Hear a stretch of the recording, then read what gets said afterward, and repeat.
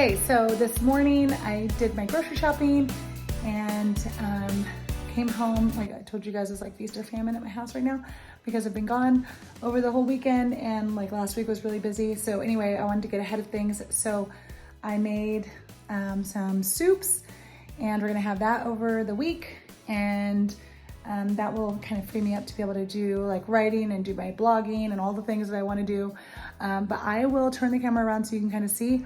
And then you show that I did my little grocery shopping this morning and all that stuff. So yeah, got my little soups. Now I'm heading out to lunch. I'm gonna go get a gift, and then it'll be pickups and doing all kinds of other stuff. And I'll try to keep track and show you guys what I'm doing. Okay.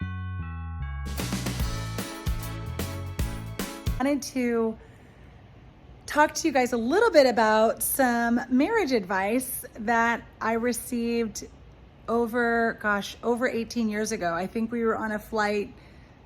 Maybe we were on a flight to our honeymoon, and we asked this couple on the flight, you know, what's the key to their marriage? They've been married for like 40 years or something. And it was pretty impressive, but they seemed so happy and like they really enjoyed being with each other. And, you know, marriage is not easy. And so it was just something I was like, wait a minute, I need to know what the heck is going on here.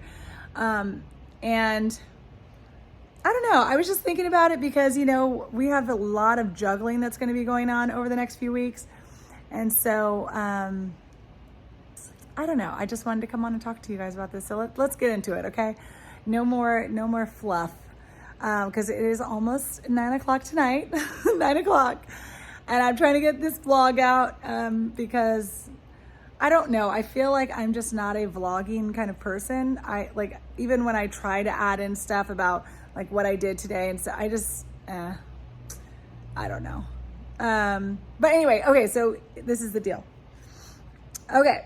The first piece of advice that I have 3 pieces of advice that I think have been huge. And I'm not saying that anybody's marriage is perfect, especially not mine.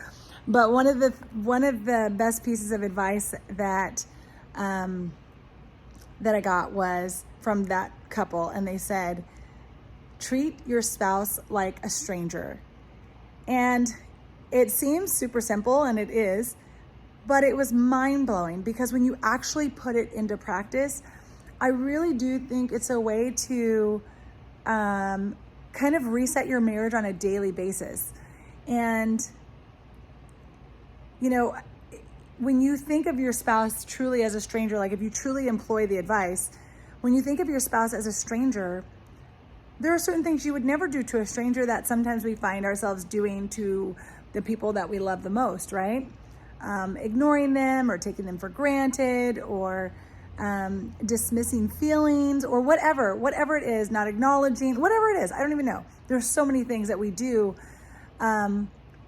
But when you are kind of on your P's and Q's with a stranger and you want to make them feel comfortable and you want to make them feel wanted or accepted and all of those things, you approach things a little differently, right? You listen, you give eye contact, you stop what you're doing to pay attention to what they're saying. And when you do those same things that translate into your spouse, now after 18 years and still, you know, loving being with the person that I'm with and you know, wanting to give that level of respect to my husband all the time, and loving when that respect is given back to me. It just makes all the difference. And, you know, both of us were there when we heard the piece of advice. I don't know if he takes it to heart just as much as I do, but I certainly feel like that is the baseline level of respect, that we both, you know, give to each other. And I think it's probably the best, literally the best piece of advice ever. And it's super simple to remember.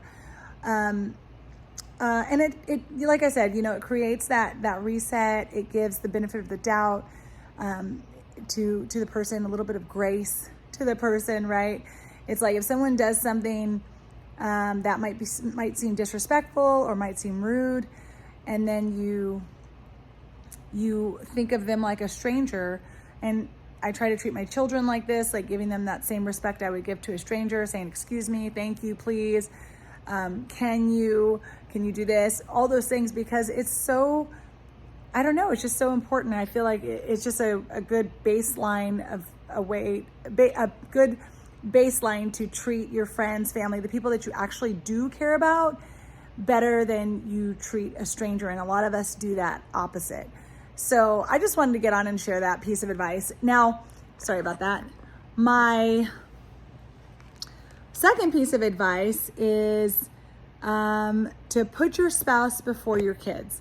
So this probably is, I don't know where I got that piece of advice. I can't even tell you where I got that. But basically, when our kids were born, you know, before they were born, like obviously you're all about your spouse. But then once your kids are here, I feel like a lot of us can get focused on just raising kids and focusing on them, like getting them where they need to go, and forgetting that you have this spouse that really does care, and they're focused.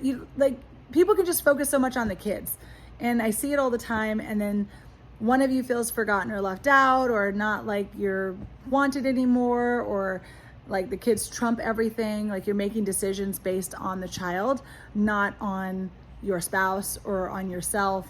And there really is no, what am I trying to say here? There's no, in my opinion, there's no real good direction for your future, for your life, if you're basing it on the whims of your children and what they need in the moment, as opposed to what you as the adults and the mental health of your spouse, the mental health of yourself, the happiness levels of both of you, the fulfillment, all of those things, if those things are not taken care of first. And yeah, I just feel like that's been a very good guiding principle for our marriage. We even got into a mode of, okay, when the kids were little, because our kids are 17 and, well, almost 17 and 14. And when the kids were little, we would leave the kids with the grandparents at least one time per year, like either with my parents or his parents, it didn't matter, every other year. And we would go on a family vacation, and then we would go on a us vacation, and then we go on a family vacation, then a us vacation. And we always looked forward to the us vacation, because when the kids were little, it was tough. But our thought process was, they won't even know what's going on or where we are. So why would we take them to this amazing place at this age? And now that they're older, it's fun to travel with them, and, they can do the things that we can do. But there are still some trips where they're probably not going to be going, because there are just things that we want to do that don't include them, right? So I think that has been a very good guiding principle for us. And I could go on and on about that, because I feel very strongly about that one. And then the next one is also having to do with the kids, but it's being a united front at all times with each other. And this one was a really hard piece of advice for me to get, because sometimes my husband would say something and then I wouldn't agree with it, but I don't want to say that I don't agree with it in front of the kids, because it doesn't show that he and I are united, right? It shows that there's a splinter there, and that maybe that's a place for, kids are smart. They're smarter than we give them credit for. And they know how to pit two people against each other, right? So I think it was my mom or my mother-in-law, someone who told me, no, you have to make sure that, if your husband's saying something, and, obviously I know he has our best interests, then you have to agree, or be silent, in the moment, talk to him about it later in another room, separate from the kids. But in the moment, you have to look like a united front. And then if your spouse wants to come back and change whatever it was, or you want to come back and change whatever it was that you originally said, to align with maybe a conversation that you guys have had since the doling out of whatever the consequence is, then you can do that. But the discussion doesn't happen in front of the kids. And that's been such an awesome piece of advice. Now, the last thing I want to talk about, and this is not necessarily a piece of advice, this is more like me just sharing something that happened today, and I wanted to talk to you guys about this. So basically, you know, okay, I'm not a big date night fan, but I do feel like it's super important to always be constantly connecting and reconnecting with your spouse at all times. Like, I feel like that should be something that is a very regular thing. But a lot of people will expect, like, for date nights or for planning, for you to plan one time and then the other person plans. But the way that I feel about it is, if you're the person who's focused on it and you are aware that you need this and it needs to happen, you might have to be the person to take the reins and just plan it and kind of be on top of it. Like, that might be your job and your position in the marriage, right? Because sometimes the other person is tired, or they're busy, or they have other things that they're focused on, and you might have the extra bandwidth to say, no, we're doing this on this day, or we're going here because I want to spend time with you, or I want to make this happen, right? Like, you can make these things happen, and you don't really even have to be married for these things to happen. But sometimes there's someone who's a little bit more focused on the connection part of a relationship, and then so there's other people who are not. And I just think it's so important that you keep those things at the forefront. And if it happens to be you, fantastic. And if it wasn't you, but you watched this video and now you're like, I think it needs to be me, go be that person for your relationship. And every relationship is different, right? So it's like, sometimes you're the person that's always planning things, and that's okay. And sometimes the other person is always planning and doing things. And that's okay. Like, there are super extremely thoughtful people, and then there are people who are not that way, but maybe are more physical, or more like other things matter to them. Like, you guys know the 5 love languages. That's not necessarily what I'm referring to, but I'm just saying, like, it's okay to take on the role of whoever you're supposed to be in that specific relationship, even though maybe in a different relationship it was some other way. And I sometimes feel like people stay too much in the past of what things used to be with someone else, or how you envisioned it would be, or how you wanted it to be, when really it's just like, the bottom line is it needs to be done, and you might have to be the person who does it. So anyway, those are my 3 pieces of advice, 3 pieces of marriage advice that I feel like have just strengthened my marriage over the past 18 years. Actually, it might almost be, over the past 18 years. And so I just wanted to pass that on, because I think they're huge pieces of advice. So piece number 1 is to treat your spouse like a stranger. Number 2 is I want to make sure I say this in order. Sorry, guys. Put your spouse before your kids. And number 3 is always have a united front. So, and number 4, which is just my little own piece of advice, is make it happen in your relationship.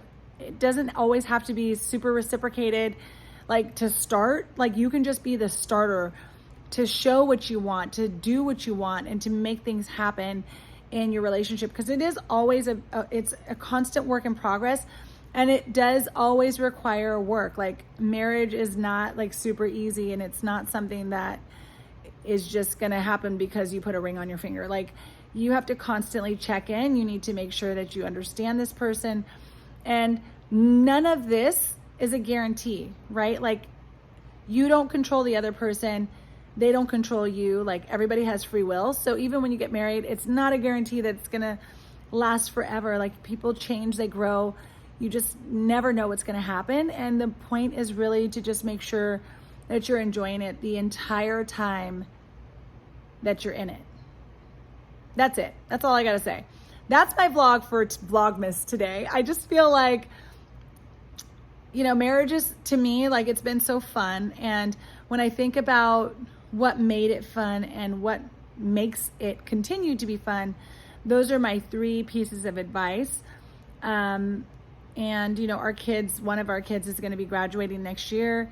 And I feel like, yeah, we have so many more things to do and so much more to life, even though our kids are going to be leaving high school, in the next few years. Like, I feel like we've created a life independent of children and independent of each other as well. Like, you've been growing together, but it's not something where you're dependent on any one of those things. Like, everybody has their own thing that fulfills you and is able to help you design the future that you want, independent of whatever may happen in the future. So I would tell my daughter this, like I would tell my son this. These are just pieces of advice that I truly believe in. So I hope it helped. I hope you liked it. And if you did like it, or you liked one piece of advice, what was your favorite piece of advice? And who would you share that with? Anyway, all right, I will see you guys tomorrow. Bye. What's up, guys? It is Vlogmas day 4. And I am not a vlogger. I have to say, I am the worst at this, like turning on the camera and then just trying to show you what I'm doing. So I'm just coming on for a quick vlog chat. It is almost 9 o'clock and I'm gonna try to get this uploaded before 10. That doesn't seem to be a common thing for me to be able to do. So sorry, but today I wanted to share something a little different with you. I really wanted to share like 3 pieces of advice that I think have just really like made my marriage enjoyable and something that I'm proud of, something that is fulfilling, and something that I would share with my own children or anyone that I knew that was getting married. So I wanted to just, tell you these 3 pieces of advice. And it has been, let me just really quick. It has been a crazy day, like in a good way. Just to give you a little recap, I didn't show anything. Maybe I got some groceries. I don't know. I'll insert whatever I have. But started out this morning running a ton of errands, going grocery shopping, picking up gifts, dropping off laundry. Had a girlfriend's birthday lunch today, so got to see my little friends. Had a chat with a girlfriend I haven't talked to in a really long time, and we actually ended up talking about marriage, which is kind of what sparked today's video.